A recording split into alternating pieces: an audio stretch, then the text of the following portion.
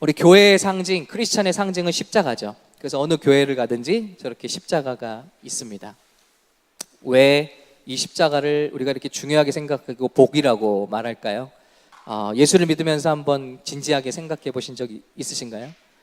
사실 십자가는 형틀입니다. 그래서 아마 예수님 시대에 살던 유대인들이나 예수님 시대에 어떤 사람들이 와서 지금 현대 교인들이 이렇게 십자가를 걸어놓고 그 앞에서 예배하는 걸 보면 아마 까무러칠 겁니다. 왜냐하면 십자가는 수치의 상징이고 아주 제일 무서운 그 심판의 형틀이기 때문입니다. 원래 페르시아 사람들 성경에는 바사라고 되어 있죠. 그 사람들이 어떻게 하면 사람을 그냥 죽이지 않고 제일 수치스럽고 제일 고통스럽게 만들어서 죽일까? 그럼 우리 가끔 드라마나 영화 보면 그냥 총으로 죽이는 거 아까워하잖아요, 악당들이. 그래서 무슨 원수를 갚겠다고 하면은 아주 서서히 죽이길 원하잖아요, 고통을 안겨주면서. 마찬가지예요. 그래서 이 페르시아 사람들이 잔인하게 어떻게 하면 한 사람을 제일 고통을 주면서 잔인하게 죽일 수 있을까 생각해서 발명한 것이 십자가 처형입니다. 그런데 이 사람들이 발명해 놓고도 너무 무서운 거예요. 너무 죽는 사람에 대한 예의가 아니죠. 그래서 쓰지를 않았다고 합니다. 근데 로마 시대 때 이걸 다시 꺼내든 거예요. 그래서 로마 사람들조차도 자기 시민권자들한테는, 로마 사람들한테는 쓰지를 않아요. 그들에게, 이방인들에게, 특별히 노예들, 그 중에서 아주 잘못한 노예들, 예를 들어 스파르타쿠스라는 노예가 있었죠. 당시 로마는 전쟁을 해서 영토를 확장하는 나라였기 때문에 확장한 나라에서 전쟁을 이기고 나면 그 주민들을, 남자들을 다 데려와서 로마의 노예로 삼았습니다. 로마의 노예가 다스리는 사람들보다 점점 많아졌죠. 그러자 이제 이 스파르타쿠스라는 사람을 중심으로 수천 명의 노예들이 함께 마음을 모아서 로마를 뒤집어 버리자 하고 반란을 일으켰습니다. 근데 그것이 제압되죠. 수천 명의 노예들, 6천 명으로 알려져 있는데요, 이 노예들을 다 십자가 처형합니다. 그래서 120마일 길, LA부터 샌디에고까지 가는 먼 길이죠. 그 길을 다 십자가로 매달았습니다. 6천 명이라는 사람을 본보기로 보이는 거죠. 이렇게 로마에서는 아주 끔찍한 것이 십자가 처형입니다. 그런데 아마 그 사람들이 와서 십자가 걸어놓고 찬양하고 막 십자가 앞에서 눈물을 흘리고 이런 거 보면은 정말 놀랄 거예요. 특별히 자매님들이 십자가 목걸이 하고 다니고 귀걸이 하고 다니는 거 보면은 더 까무러칠 거예요. 야, 이 무시무시한 거를 여자들이 장신구로 하고 다니네, 그럴 거예요. 왜 우리는 이렇게 무시무시한 형틀을 우리의 자랑이라고 하는 걸까요? 생각해 보신 적 있나요? 왜 우리 기독교의 상징은 십자가고 우리 예수님을 믿는 자들이 왜 십자가를 자랑하는지, 왜 십자가를 믿는지, 십자가의 예수님을 믿는지 지금도 유대인들은 상상할 수가 없습니다. 적어도 메시아라고 하면은 저런 형틀에 죽는 사람은 아니라는 거예요. 그래서 오늘 말씀처럼 유대인들에게는 아주 거리끼는 것이다. 예? stumbling block이라고 그랬습니다. 이건 아주 감추고 싶고 인정하고 싶지가 않은 거예요. 거리끼는 거예요, 십자가라는 건요. 그런데 우리는 십자가가 자랑이잖아요. 십자가를 찬양하잖아요. 십자가의 예수님을 찬양하잖아요. 십자가의 의미를 알고 있습니까? 내가 왜 십자가를 사랑하는지, 오늘 찬양에 십자가를 사랑하고 영광스러운 십자가를 하는데 그게 이해가 가십니까? 근데 우리가 예수 믿으면서 십자가의 축복을 알지 못하면 사실 아무것도 모르는 겁니다. 왜냐하면 십자가에 못 박힌 예수님만이 하나님께서 인간에게 주신 가장 큰 선물이라고 말씀하고 있기 때문입니다. 사도 바울은 그래서 내가 십자가와 거기에 못 박히신 예수를 아는 일 외에는 다른 것을 알지를 않기 원한다 그랬습니다. 그만큼 중요한 것이라면 십자가가 축복인데, 우리가 오늘 이제 종료주일과 고난절을 앞두고 십자가의 축복을 좀 묵상했으면 좋겠습니다.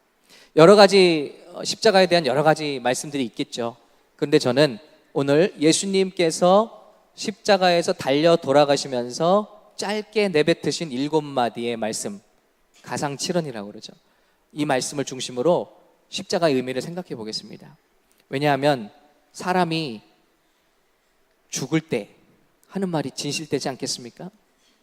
예수님께서 돌아가실 때 나는 신이 아니었다 라고 말했다면 어떻겠습니까? 그런데 예수님이 그 짧은 메시지를 던지시는 거예요. 왜냐하면 십자가의 형틀은 너무나 고통스러워서 숨 한 번 쉬기가 어려운 거거든요. 그런데 그 숨을 아끼시면서 6마디도 아니고 8마디도 아니고 7마디 말씀을 하셨다. 그럼 거기에 의미가 있는 거죠. 예수님이 돌아가시기 직전에 인류에게 던지신 그 7마디 메시지를 통해서 십자가에서 담긴 주님의 마음과 진리를 한번 찾아보자는 것입니다. 그래서 7가지 가상칠언을 통해서 십자가 메시지를 살펴보고 원합니다. 첫 번째, 예수님이 하신 말씀은 용서의 말씀이 있습니다. 이에 예수께서 이르시되 아버지 저들을 사하여 주옵소서 자기들이 하는 것을 알지 못함이니이다. 그래서 우리는 십자가를 볼 때마다 용서를 기억해야 합니다. 예수님의 용서죠. 예수님은 어떤 사람들 용서하고 있죠? 자기에게 침을 뱉고 모욕하고 머리를 흔들며 조롱하며 또 자기를 살갗이 벗겨지는 채찍질로 때리고 고문하고 그리고 십자가에 매달은 그들 앞에서 용서를 구하신다는 거죠. 예수님의 십자가는 자신을 버린 자들을 축복한 십자가, 자신에게 침을 뱉고 자신을 채찍질한 자들을 축복하신 십자가였다는 것입니다. 그래서 제일 먼저 누가 이 십자가 위에 예수님을 만나죠? 지금까지 수없이 십자가형을 해본 백부장입니다. 캡틴이죠. 근데 지금까지 수많은 사람을 못 박아봤는데 십자가에 죽는 사람들마다 고통에 겨워서 소리를 지르고 주변 사람들을 저주하고 로마를 저주하고 그렇게 죽어갔대요. 근데 예수님의 죽음은 전혀 달랐어요. 저들을 용서하여 주옵소서. 자기들이 하는 것을 알지 못하나이다. 그러자 백부장이 뭐라고 고백하죠? 이는 실로 하나님의 아들이었도다 라고 고백하는 것이죠. 예수님의 이런 말씀은요 그냥 허세나 거짓이 아닙니다. 왜냐하면 예수님이 부활하신 후에 그 누구에게도 복수하지 않으셨어요. 그래서 우리는 십자가를 보면서 용서를 기억할 수 있습니다. 우리는 생각합니다. 참 십자가에 예수를 못 박은 자들, 나쁜 사람들, 유대인들, 그 로마 사람들, 나쁜 사람들. 그럼 성경은 뭐라 말씀하시죠? 우리의 죄 때문에 그분이 십자가에 못 박히셨다. 우리는 잘 생각하지 못해요. 나보다 조금 더 도덕적으로 못한 사람들을 보면 쉽게 정죄하고 판단하고 너 때문에 유대인들 때문에 예수님이 못 박혔다는 거예요. 유대인들을 미워하는 사람들도 있습니다. 그러나 우린 기억해야 됩니다. 십자가를 보면서 기억할 것, 주님을 못 박은 저들이 누구냐? 우리라는 것이죠. 주님은 우리를 용서하시고 돌아가셨다. 그래서 십자가를 볼 때마다 우리 용서를 생각할 수 있습니다. 그리고 용서를 느낄 수 있습니다. 십자가가 서 있는 것을 향해서 우리가 기도할 때마다 나도 주님께 용서받았다라는 확신을 가질 수 있는 것이죠. 두 번째는 예수님이 이 말씀하십니다. 그 강도에게, 옆에서 예수님을 영접한 강도에게 하신 말씀이죠. 진실로 내게 이르노니 오늘 내가 나와 함께 낙원에 있으리라 말씀하셨어요. 십자가에는 구원이 있다는 것입니다. 예수님은 죄를 지고 가는 어린 양으로 오셨습니다. 그래서 요한복음에 이렇게 세례 요한이 예수님을 보고 고백하죠. 이튿날 요한이 예수께서 자기에게 나오심을 보고 이르되 보라 세상 죄를 지고 가는 하나님의 어린 양이로다. 구약시대로 넘어가 보면 레위기에서 양을 2마리를 잡습니다. 속죄일에 하나는 죄를 뒤집어 씌워서 제사로 드리고요, 한 마리는 안수해서 멀리 광야로 내쫓습니다. 이 양을 아사셀 양이라고 그래요. 그건 뭐냐면 죄를 뒤집어 씌워서 우리 죄를 다 가지고 우리로부터 멀리 떠났다는 하나님의 그런 약속을 담은 양이에요.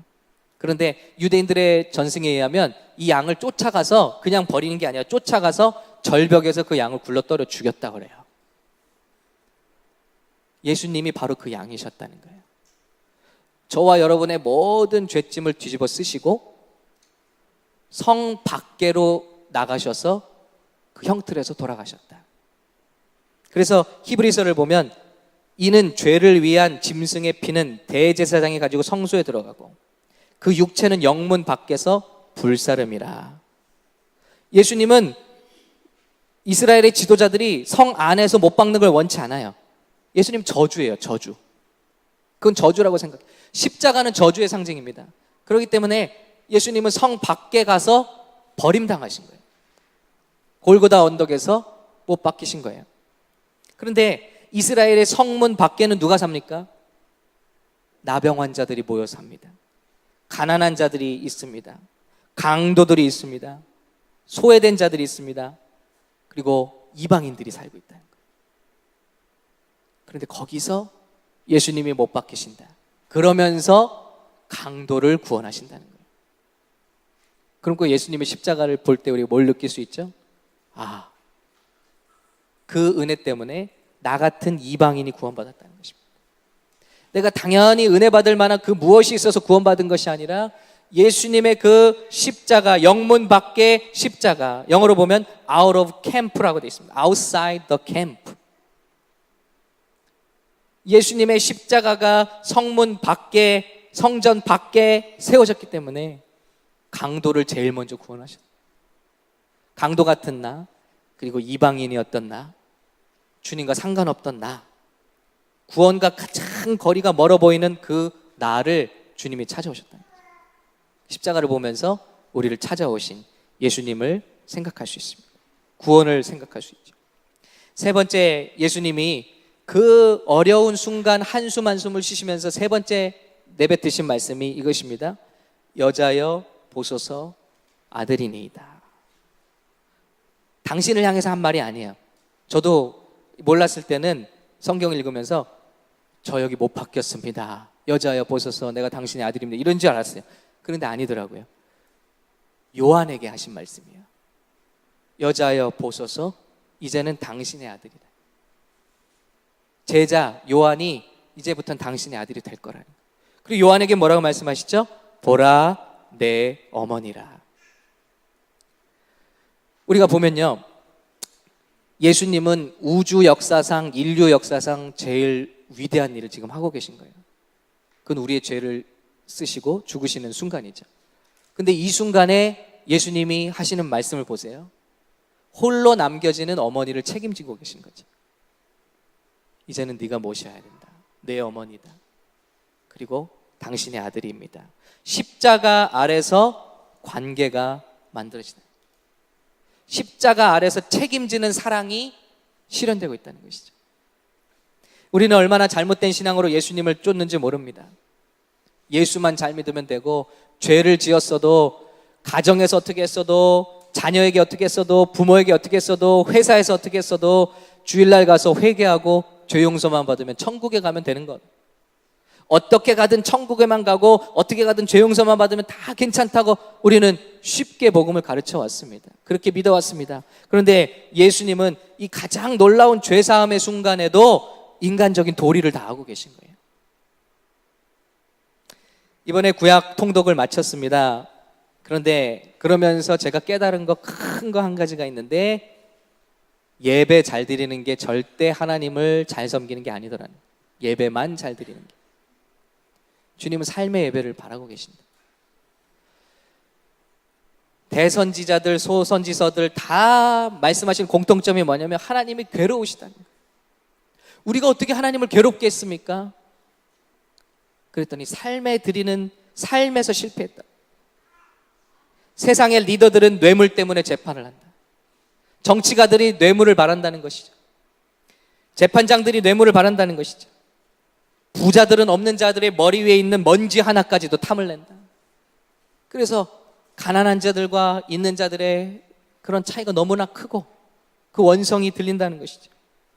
제사장들은 돈 때문에 말씀을 전한다. 선지자들은 돈 때문에 점을 친다는 것이죠. 돈 때문에. 주의 일을 하는 것조차도 돈으로 다 연관지어졌다. 저는 질문했습니다. 과연 사례비가 없어도 나는 주의 말씀을 전하는 일을 할 것인가? 요즘 우리 목사님들이 고민이 있다는 거예요. 그렇게 전도사 구하기가 힘들대요. 신학교로 이렇게 연락을 넣어본대요. 이런 포지션에 오실 분 지원하십시오. 그런데 전화해서 제일 처음 묻는 게 뭐냐면 교회에서 몇 시간이래요? 그럼 얼마 받아요? 이거 묻는다는 거예요. 그러니 어떻게 뽑겠습니까, 여러분? 정말 삭 때문에 일하는 거예요. 삭군이잖아요, 삭군. 물론 중요한 거예요. 이거 생계에 걸쳐서 뭐 굉장히 중요한 일이죠. 그러나 그것 때문에 그 길을 가고 그것 때문에 어떤 일, 예를 들어 그런 감동 있지 않습니까? 내가 어떻게 될지 모르지만 하나님이 나를 인도하셔서 가는 거. 내가 정말 삶은 막막한 문제가 있지만 하나님이 하라고 하셔서 하는 거. 그게 사명이잖아요. 그런 것들이 이제 다 없어졌다는 거예요. 그 시대와 지금이 다르지 않더라고요. 돈 없으면 안 해요. 페이 없으면 안 하는 거예요. 하나님이 그것을 아주 괴롭게 여기신다. 어떤 말씀이 있었냐면요, 지난주에 묵상한 구약 말씀 중에 너희가 이웃에게 행한 대로 내 얼굴을 가리겠다라고 말씀하셨어요. 우리가 이웃을 학대한 대로 주님도 우리를 학대하실 것이고, 우리가 이웃에게 불의를 행한 대로 주님도 우리에게 불의를 보여주실 것이고, 우리가 이웃에게 교만을 행한 대로 우리에게 똑같이 하시겠다는 거예요. 그리고 응답하시지 않겠다, 얼굴을 가리시겠다는 거예요. 이런 상태에서 말라기의 사람들은 외칩니다. 우리가 어떻게 주님을 괴롭게 합니까? 우리가 뭘 잘못했습니까? 나는 너희가 모이는 것을 원치 않는다. 난 그런 삶과 예배가 다른 상태에서 나를 사랑하지도 않고 모이는 자들이 와서 예배하는 그곳에 성전 문을 누가 좀 와서 닫아버렸으면 좋겠다. 예수님은 십자가에서 분명히 보여주셨어요. 하나님을 사랑하고 찬양하는 것만이 예배가 아니라 당신에게 주신 관계, 그것을 회복하는 것, 그리고 그것을 책임지는 것. 십자가 아래 새 가족이 탄생했습니다. 근데 그 사랑은 서로를 책임지는 사랑이었다. 그래서 우린 십자가를 보면서 하나님을 바라보게 되지만 과연 내가 이웃에게 억울하게 한 것은 없는가? 누군가를 눈물 나게 한 것은 없는가? 한번 생각해 봐야겠다는 것이죠. 말라기에 또 이런 말씀이 있죠. 우리가 어떻게 하나님과의 언약을 저버렸습니까? 하나님과 언약은 잘 지키고 있어요. 그런데 하나님 뭐라고 대답하시죠? 너희가 젊어서 얻은 내 아내를 버렸다는 거예요. 나와 직접적인 것은 아니지만 너의 삶에서 신의를 저버렸다는 거예요. 이런 것입니다. 그래서 우리는 십자가를 보면서 기도할 때마다 뭘 기도합니까? 하나님께 은혜를 달라는 것만이 아니라 내 삶을 돌아보게 되는 것이죠. 주님, 십자가가 이렇게 세로로 돼 있고 가로로 돼 있잖아요. 하나님의 은혜와 사랑, 동시에 내 옆에 형제들에게 잘못한 것이 없는지, 이것을 돌아보게 되는 것이죠. 십자가는 그렇게 중요한 것입니다. 네 번째, 예수님 말씀하십니다. 이제 어둠이 쌓이고 죽음의 순간이 다가올 때 예수님이 부르짖으십니다. 제9시쯤, 오후 3시쯤이죠. 예수께서 크게 소리질러 이르시되 엘리 엘리 라마 사박다니 하시니 이는 곧 나의 하나님 나의 하나님 어찌하여 나를 버리셨나이까 하는 뜻이라. 예수님이 진노를 당하셨다는 거예요. 우리를 대신해서요. 그래서 십자가를 바라보면 하나님께 버림받으신 예수님이 생각납니다. 하나님에게 조차 버림받으셨다. 죄가 없으신, 흠이 없으신 예수님이 어떻게 하나님께 버림을 받습니까? 왜 버림을 받아야 됐습니까? 하나님과 한 번도 분리가 경험하지 못한 예수님이 왜 이 시간 분리를 경험하고 하나님께 부르짖는 겁니까? 제발 왜 나를 버리십니까? 왜 나를 떠나가십니까? 하나님의 영광이 당신을 떠나가는 것을 느끼시는 거예요. 왜 그랬죠? 죄와 하나님은 동시에 거하실 수 없는데 우리 인간의 모든 죄와 이 우주의 모든 죄가 예수님께 얹어졌어요. 하나님의 영광이 떠나시며 예수님 죄를 끌어안으시고 죄와 함께 우리의 옛사람을 끌어안으시고 우리의 죄인으로 태어난 옛사람들을 끌어안으시고 죽음으로 가시는 것입니다. 처리하시는 것입니다. 그때 하나님과의 분리를 경험하십니다. 버림받으셨다는 하나님께. 여러분, 버림받는다는 게 얼마나 괴롭습니까? 우리 사람이 못 참는 게 버림받는 느낌이죠. 무시당한 때 우리는 버림받았다고 생각합니다. 멸시를 받았다고 그랬어요. 그런데 예수님은요, 그는 멸시를 받아 사람들에게 버림을 받았다. 이사야서. 멸시는 가볍게 여기는 거예요. 중요하게 여기지 않는 거예요. 먹다 남은 음식을 버리죠. 버리기 전에 무슨 과정이 있죠? 아, 이거는 썩었어. 이거는 좋지 않아. 이거는 나는 원치 않아. 그게 멸시예요. 그래서 버리는 거예요. 예수님이 그렇게 버림을 당했다. 생각해 보세요. 저와 여러분은 누가 나한테 아는 체를 안 해도 우리는 버림받은 느낌을 받잖아요. 힘들잖아요. 이 사람 이상하다. 다른 사람한테 인사하는데 나한테 인사를 안 해. 어때? 우리는 뭘 느끼죠? 버림받은 느낌을 받죠. 우리 자녀들은 부모가 자녀들을 차별할 때 버림받은 느낌을 받는데요. 우리 조심해야겠어요. 부모들은. 네. 자녀들은 차별당할 때 이 부모님이 나를 버렸구나 라고 느낍니다. 자녀들이 여러분을 버렸다는 느낌을 받으신 적은 없으십니까? 굉장히 힘들 거예요, 마음이. 아, 이 자녀가 나를 버렸구나. 그 느낌. 뿐만이 아니죠. 우리 학생들도 그런 걸 느낄 수 있어요. 부모에게만이 아니라 세상에서 어디 지원 서류를 냈는데 떨어졌어요. 학교에 애플리케이션을 넣었는데 You are accepted. 그럼 얼마나 좋아요? 이민국에 서류를 넣었는데 denied 됐어요. 굉장히 가슴 아픕니다. 이게 다 버림받는 거예요. 근데 예수님의 버림은 무엇이죠? 가장 가까운 사람, 가장 사랑했던 사람들에게도 버림을 받으셨다. 첫 번째 제자들을 생각해 볼까요? 바로 조금 전까지만 해도 발을 씻어준 제자예요. 3년 동안 동고동락하고 모든 사랑을 부어준 제자. 아심에도 불구하고 사랑을 부어줬던 제자가 나가서 예수님을 팝니다. 그때 예수님의 마음이 어땠을까요? 다른 사람들은 몰라도 나만큼은 예수님을 절대 버리지 않겠습니다 했던 베드로가 한밤 동안에 3번이나 예수님을 갖다 버렸어요. 자기 마음에서 버렸어요. 그리고 예수님과 3번째 눈이 마주쳤을 때 저는 베드로도 놀랐겠다 생각하지만 예수님도 얼마나 슬프셨을까 하는 생각을 해봤습니다. 그런데 이것이 예수님 다 아시던 길이었더라고요. 이사야 50장 6절에 보면 이렇게 예언되어 있습니다. 예수님이 이 땅에 오시기도 전에 500-600년 전에 이렇게 죽을 것이라는 거예요. 나를 때리는 자들에게 내 등을 맡기며 나의 수염을 뽑는 자들에게 나의 뺨을 맡기며 모욕과 침뱉음을 당하여도 내 얼굴을 가리지 아니하였느니라. 오늘 종려주일입니다. 예수님이 성에 들어오시는 거예요. 사람들이 얼마나 환호성을 지르고 왕이여, 다윗의 이름으로 오시는 왕이여, 우리가 당신을 영접합니다. 허리를 굽히고 종려 그 팜추리죠. 팜추리들을 다 꺾어서 왕을 영접합니다. 왜냐? 예수님은 바로 며칠 전에는 죽은 사람도 살려냈어요. 와, 이런 분은 분명히 우리 이스라엘을 로마의 그 구속에서 해방시킬 분이다. 없는 자들에게는 빵을 주시기도 하고 기적을 일으키시고 병든 자들은 다 고치시고 수만의 사람들이 아마 예수님을 따랐을 거예요. 야, 이제 왕 삼는 일만 남은 거예요. 그런데 어떻게 됩니까? 바로 하루가 지나서, 이틀이 지나서 똑같은 사람들이 예수님 앞에 와서 저를 십자가에 못 박아 죽이라는 거예요. 예수님 철저히 버림당하셨죠. 철저히 버림당하셨어요. 뿐만 아니라 하나님 아버지께도 버림을 받으셨다. 왜일까요? 우리의 죄를 뒤집어 쓰셨기 때문에. 교환이 일어난 거죠.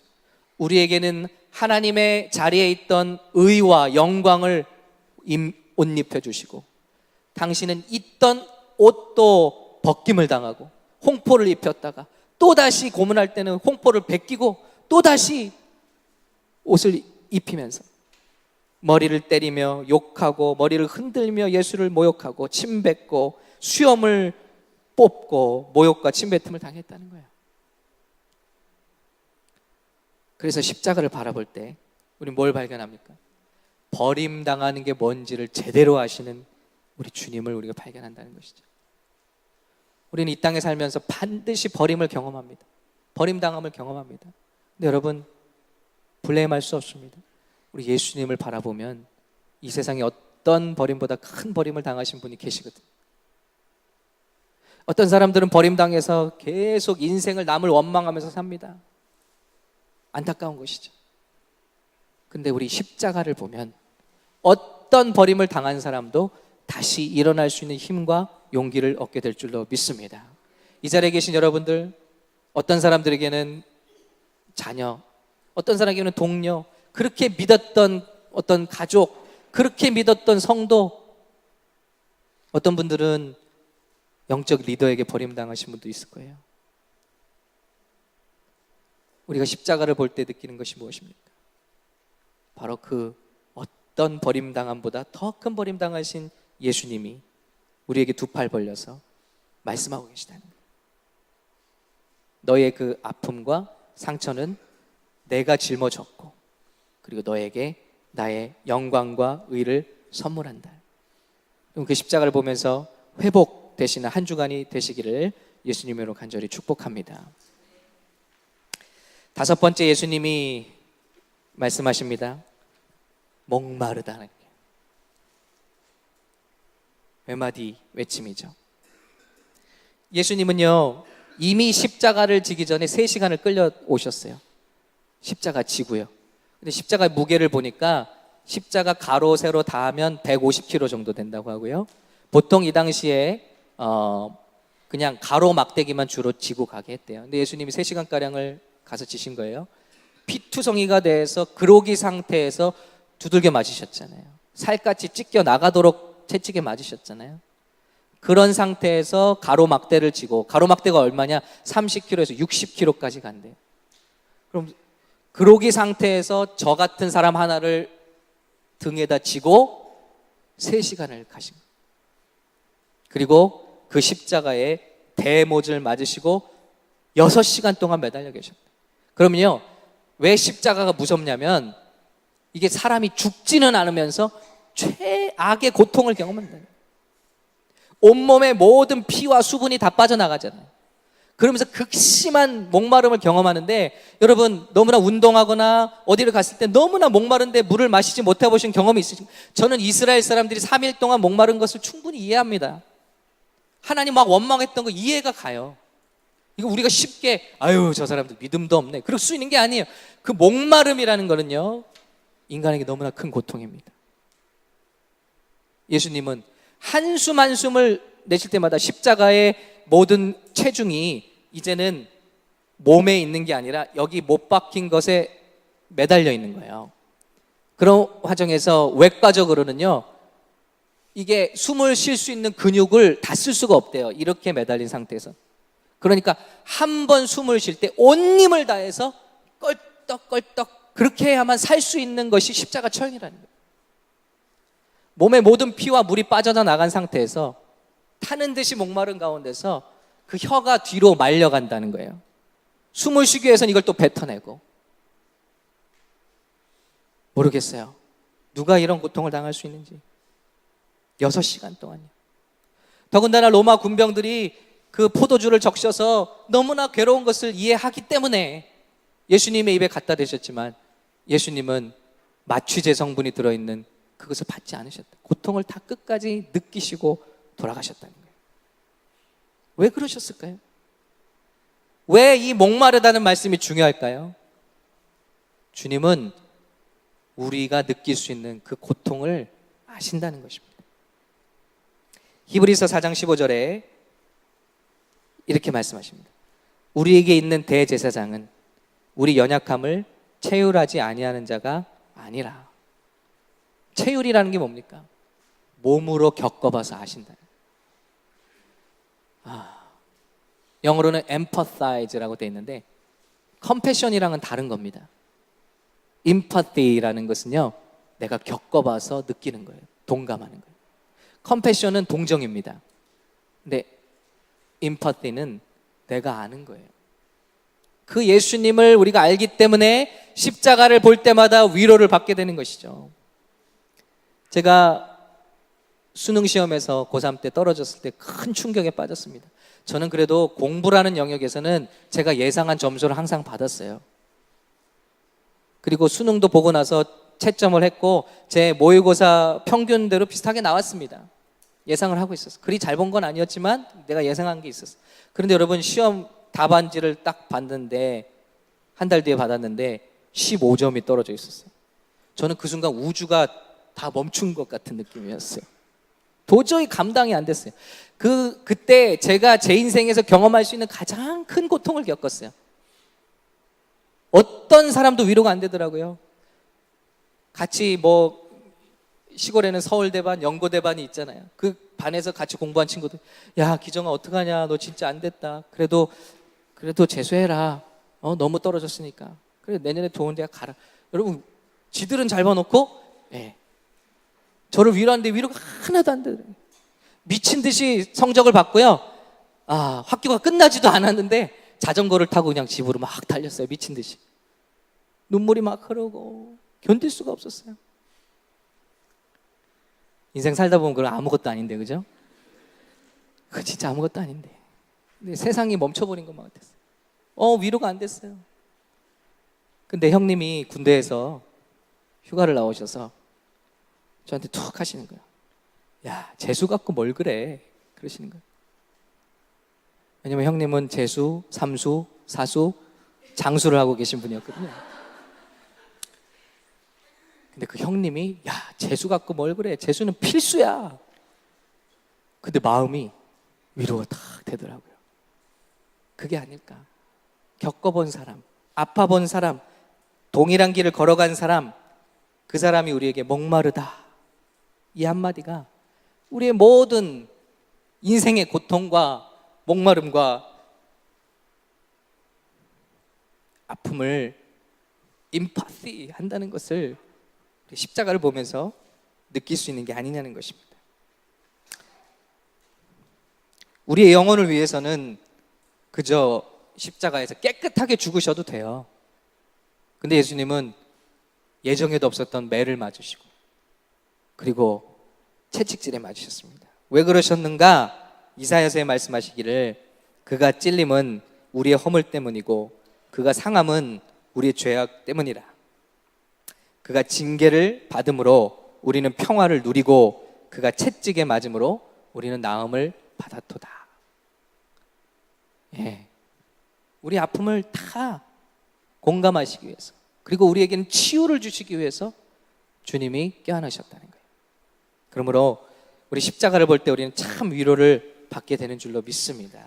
여러분, 주님은 내 고통 모르실 거예요. 정말 그럴 수 있습니까? 주님은 그 누구보다 극심한 고통을 겪어보신 분이라는 거예요. 내 배고픔 아십니까? 내가 돈이 없은 거, 그 고통 아십니까? 내가 이렇게 병들어서 아픈 거, 그 고통 당신은 우리 아니에요. 우리는 십자가를 볼 때 주님의 위로를 들을 수 있다는 겁니다. 왜냐하면 그분이 겪으셨기 때문에.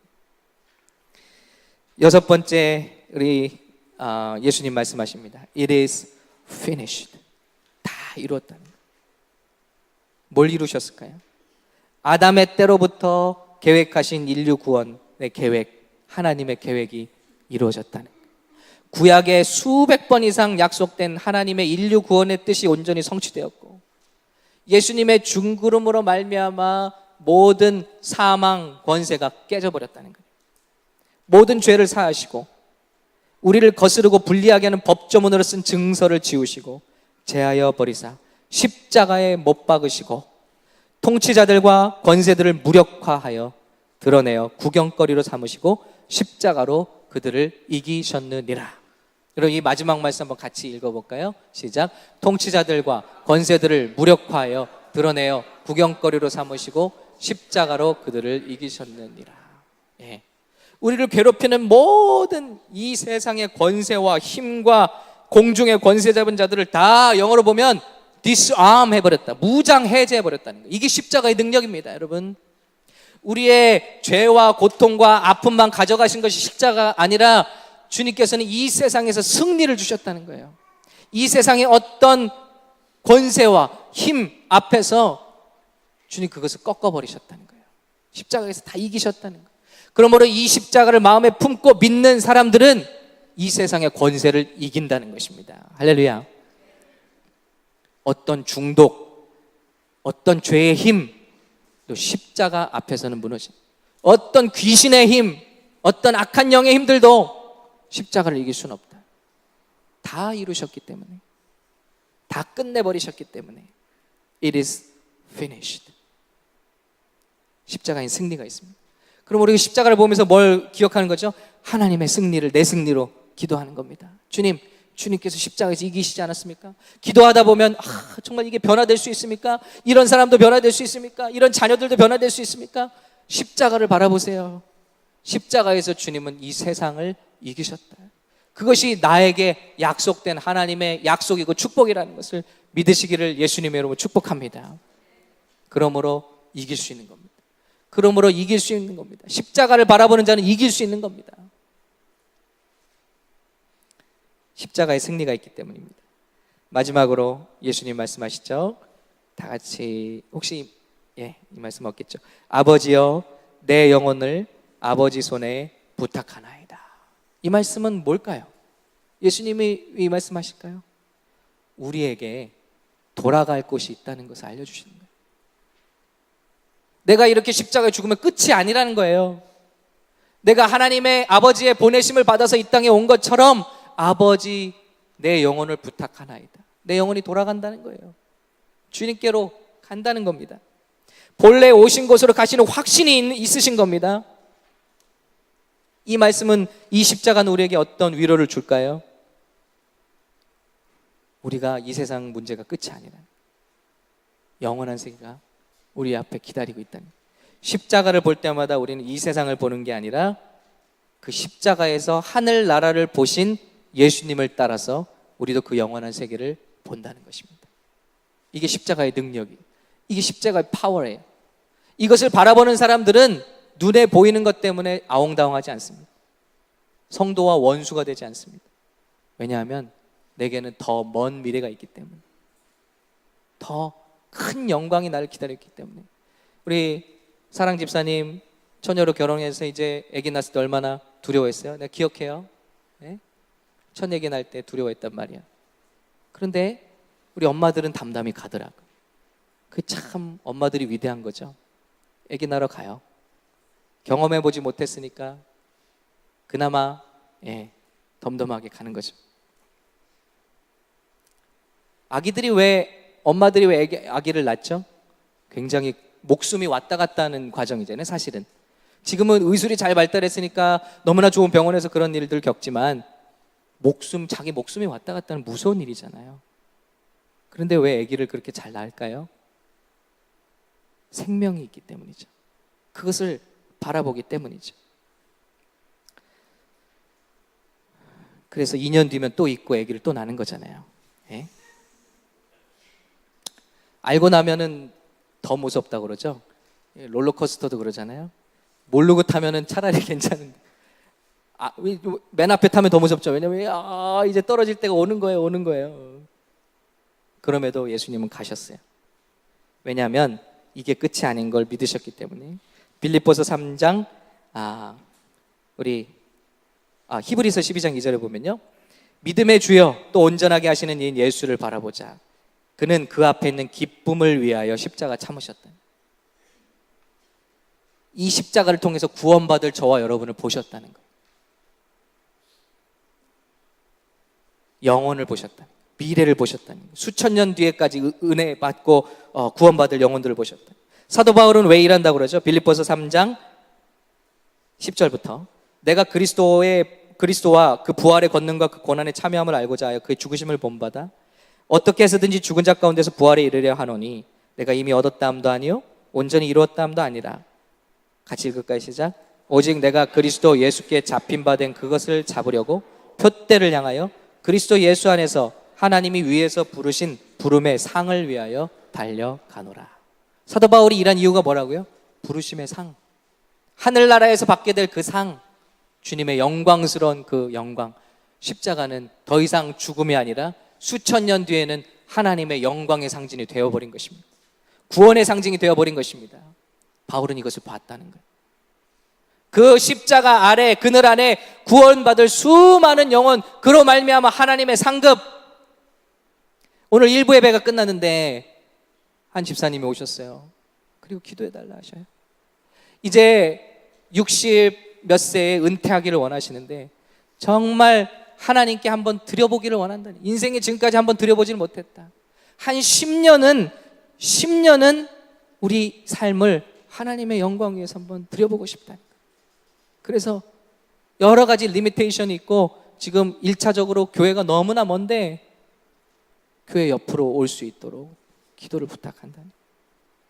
이렇게 살다 끝내는 게 아니라 한 인생에 이제 10년 정도는 아직 힘이 있고 일할 수 있는 힘이 있을 때 하나님께 드려보고 싶다는 거예요.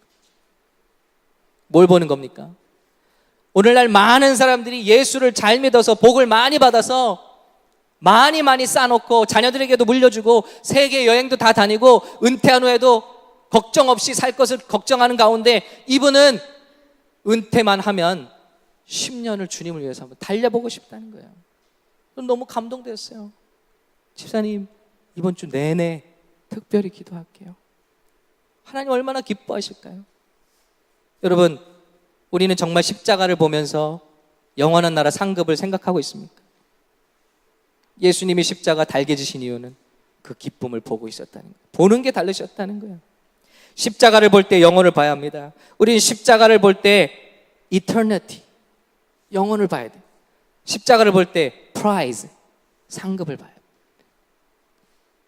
그리고 그것은 헛되지 않다는 것입니다. 그러니까 바울은 오늘 결론적으로 이렇게 고백하고 있습니다. 고린도전서 2장 1절이죠.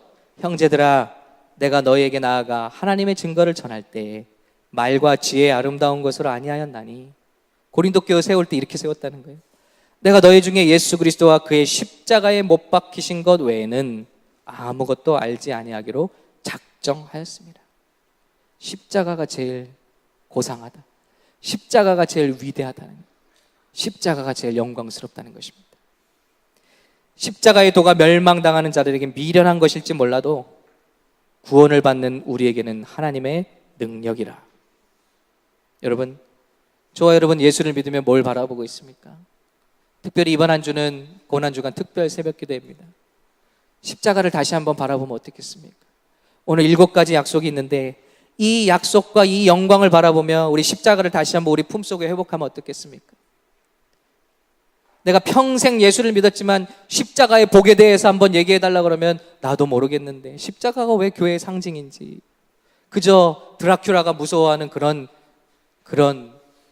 우상단지, 나도 왜 교회에서 십자가를 다루는지 모르겠는데. 여러분, 십자가를 알아야, 십자가의 복을 누려야 우리가 부활의 은혜에 참여하게 될 줄로 믿습니다. 이 기회를 통해서 우리 신앙인들의 기본기 십자가의 도가 우리 가운데 회복되시기를 예수님의 이름으로 축원합니다. 예수님은 왜 이렇게 좋고 위대하고 좋은 거를 저 흉측한 형틀에 집어넣으셨을까요? 왜 감추셨을까요? 전기의자 같은 거예요. 작두대 같은 거예요. 주사기 같은 거예요. 지금 말로 말하면요. 생각해 보세요. 영광의 상징에 주사기가 딱 있어요. 그림이 사약 넣는 주사기 있죠. 상상이 가십니까? 왜 이런 흉측한 형틀에 가장 좋은 거를 숨겨 놓으셨을까요? 세상의 지혜를 멸하고 우리의 겸손과 믿음을 보시기 위함이라는 것입니다. 절대 이걸 아는 사람들은 여기에 머리를 숙일 수 없어요. 이 예수님을 믿을 수가 없어요. 지금도 이스라엘 사람들은, 유대인들은 예수를 욕하고 있어요. 그 사람은 거짓 선지자에 불과하다. 모든 게 다 꾸며낸 일들이다. 메시아는 절대 십자가에 죽지 않는다는 거예요. 지금도 메시아를 기다리는 거예요. 근데 어떻습니까? 예수님은, 하나님은 그 가장 생명과 큰 은혜를 저 십자가 속에 감춰두셨어요.